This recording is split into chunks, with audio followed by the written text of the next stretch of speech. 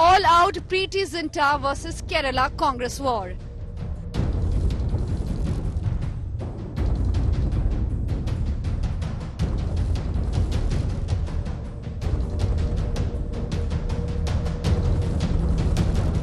Preeti Zinta fact-checks Kerala Congress.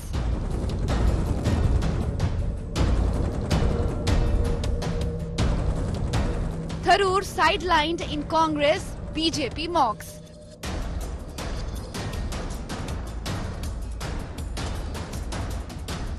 Earlier praised Prime Minister, now shares selfie with Union Minister.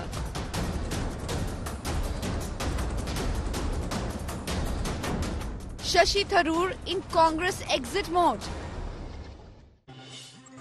So you've been hearing this buzz for the last few days over Shashi Tharoor making angry or upset noises, indicating that he has options outside of the Congress party. Is this just attention seeking? Is this just pressure tactics on the Congress party before the Kerala elections? Or is Shashi Tharoor really planning to exit the grand old party? We'll discuss that here on 5 Live. I'm Shiv. Thanks so much for being with me. A high-profile celebrity flashpoint between the country's biggest opposition party, the Congress, and actor Preeti Zinta exploded into an ugly war of words today after the Congress party appeared to attack Preeti Zinta and her integrity. Preeti Zinta has shot back at the Congress after the party alleged that Preeti had given up her social media accounts to the BJP in return for favours. The Kerala Congress claimed that the actress got an 18 crore rupee loan written off courtesy the BJP, and they were quoting from some media article. Well, hitting back, Preeti Zinta dismissed the allegations and called out the grand old party for spreading what she called fake news. Take a look.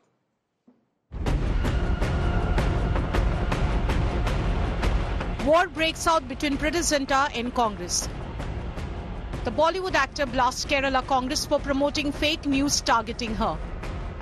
Hitting out of the grand old party's Kerala wing on X, Preeti Zinta dismissed social media chatter that she had a loan waived by a cooperative bank in return for favours to the BJP as vile gossip. The Kerala Congress had alleged that the Bollywood actress had given her social media accounts to the BJP and got 18 crore loan written off by the New India Cooperative Bank. Preeti Zinta, in a strongly worded statement, said that she operates her own social media account and the Congress should be ashamed for spreading fake news. Responding to Preeti Zinta's statement, the Kerala Congress asked her to prove her innocence. Citing a media report, Kerala Congress claimed that Preeti's name had come up in a corruption report of the bank. This comes after Preeti Zinta on social media said that people need to relax and stop calling each other andbhakts for appreciating the Prime Minister.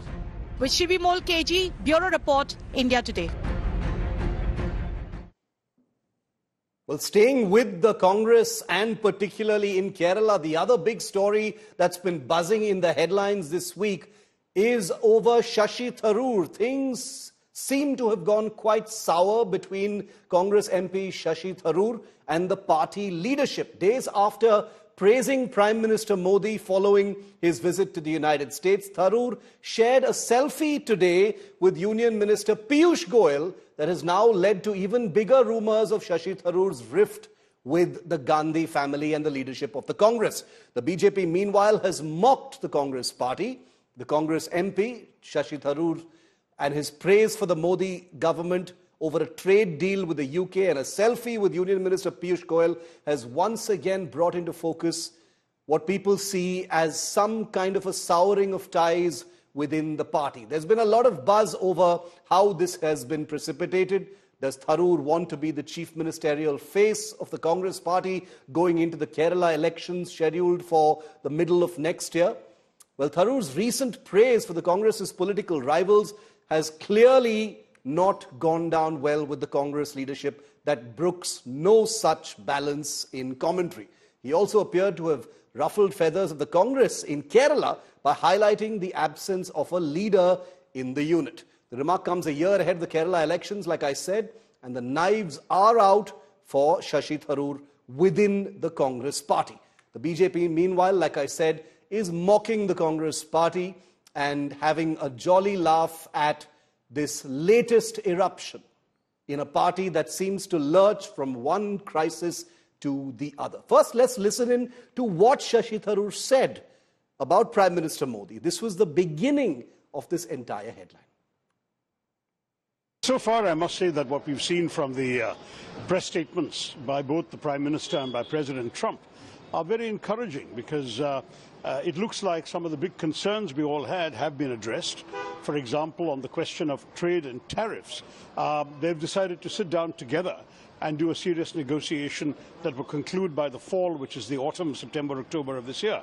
I think that's a very good outcome, because otherwise the fear was there might be some hasty decisions made in Washington which would have affected our exports. This way there is time to discuss and negotiate. I welcome that. I'm very happy to have on the show to talk about this in just a little bit of detail Kapil Komireddy. He's an author, commentator and columnist. And the reason why Kapil happens to be one of my favorite commentators is that he is a strident critic of Modi. He's written a book called The Malevolent Republic as well.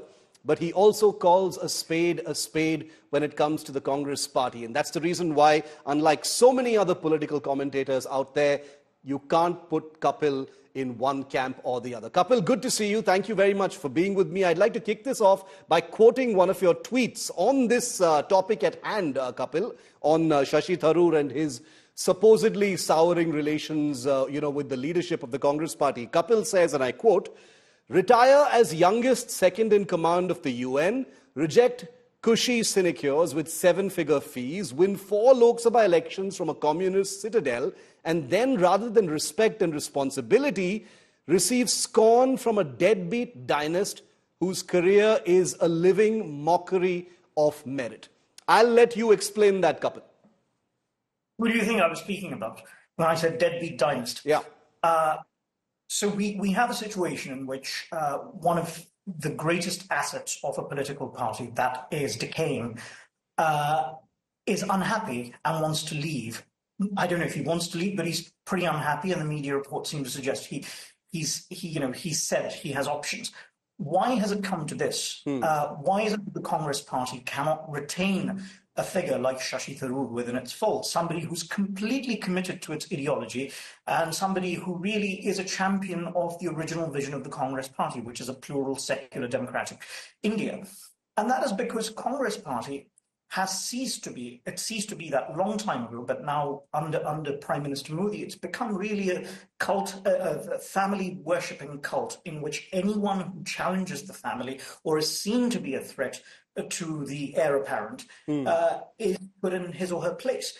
Shashi Tharoor ran a leadership campaign. He sought the permission of Sonia Gandhi before he announced his candidacy, and he wanted to be a unifying candidate. Remember, Shiv, he was forged at the United Nations, where conciliation is the currency. You just showed a picture of him with a minister in the BJP, and that's his style of politics, to take everyone along, to arrive at an inclusive position. And what Congress wants to do is oppose the government at every juncture, even if it means alienating voters. And when Shashi floated his leadership campaign, he was sabotaged in a brutal way. It was a farce from the beginning. Yes. And having the temerity to actually, it's because Shashi was in the race that the race was democratic. They wanted him to withdraw, and they wanted to crown the surrogate of the Gandhi family. And because Shashi continued, he pressed on with the campaign, they tried to sabotage his Lok Sabha election. And I was in Kerala, I spoke to young people there, and they were the Congress machinery, under the instructions of the High Command, I understand, was attempting to sabotage Shashi's re-election chances.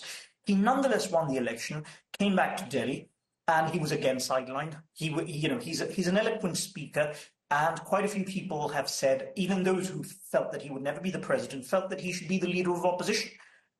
He was denied that the last time, and again he was denied this because Rahul Gandhi took that job. But he's not being allowed to speak. He's not being allowed to play a constructive part. And Shiv, you must have followed the things that have been said about him. Yeah. You know, the amount of insults the man has absorbed. He was called a donkey. You know, he was called a guest artist. What has he done to merit that kind of contumely, except winning, except making Congress? He enhances the Congress party. He augments the Congress party by being a part of it. Congress is a dying brand, and it needs Shashi Tharoor. And I'd have thought that a party that is interested in gaining power would hold on to him. But the Congress wants to push him out because Congress is not a political party that exists to win elections. It's a dynasty worshipping cult, and it exists to venerate one family, sadly. In your view, Kapil, I take what you've just said. I take your point. In your view, do you think, assuming that Shashi Tharoor is in fact being sidelined, and all indications are that he is, or at least he isn't being spoken to, or this issue has been mishandled to such an extent that it's spilt out into the public. In your view, Kapil, do you think this is either punishment for having the temerity to actually fight that presidential election within the Congress party, or is this just containing Shashi Tharoor in order to protect who within the party? Yeah, it's both. It's a bit of both. The first part, Shashi Tharoor wasn't allowed to rise because they wanted to protect the heir apparent, the princeling.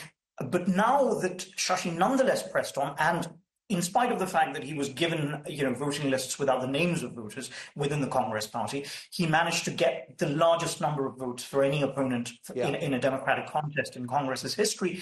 That shows that if it had been a genuinely democratic election, he might very well have won. And he is an existential threat. His popularity is a threat. He's a man who, quote unquote, needs no introduction within the party. And he's won every single election he's contested in, which can't be said about the same. You can't say the same about Rahul Gandhi. He had to carpet bag his way into parliament from Kerala because he was defeated in UP. So he's being punished for that, but he's also being put in a position where they don't want to push him out. They want to make it so difficult for him. They want to make it so intractable for him that he leaves of his own volition. Then they can say that, anyone who doesn't venerate, who doesn't exalt the Gandhis is automatically branded a fascist. If you live in a democratic setup, you simply cannot have a democratic setup where you're not on occasion in agreement with the government. You will always almost certainly agree with the government in some areas. And when you do, it's better to say that. And we've arrived at a situation where a party that claims to be the savior of Indian democracy from this fascist government, as they call it, is telling us that, anyone who disagrees with the owners of that party, with the proprietors of that party, prove that their loyalty is with those who want to destroy India's democracy. The great irony, of course, is that they themselves are antithetical to democracy. Congress is our heritage. It is the party that incubated Indian democracy. It's the party that negotiated India's independence. Indeed. It was the engine of India's freedom movement. Its degeneration into a chattel of one family should appall all of us, regardless of where we stand, which political party we support. Rahul Gandhi often says that, that's how India is. It's not actually. Congress pioneered this style of introducing dynasty rule. Before Congress did this, no political party in India was a family-run enterprise.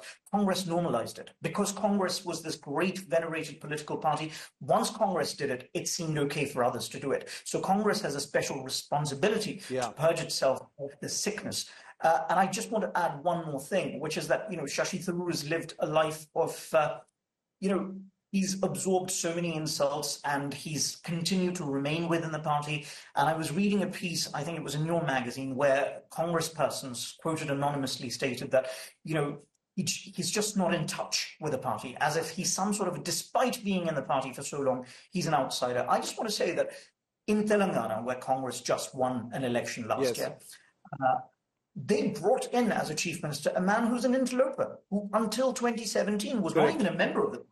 And that upset quite a few people. And for a party that wants to achieve what it calls, social parity or deliver social justice, it appointed a member of the upper caste community, a forward caste community, who is on record saying fairly chauvinistic things about his community, that he's part of this Reddy community. Correct. And Yeah. he said we were born to rule, that sort of thing. And this is a man who called Shashi Tharoor a donkey and escaped any punishment, any disciplinary action.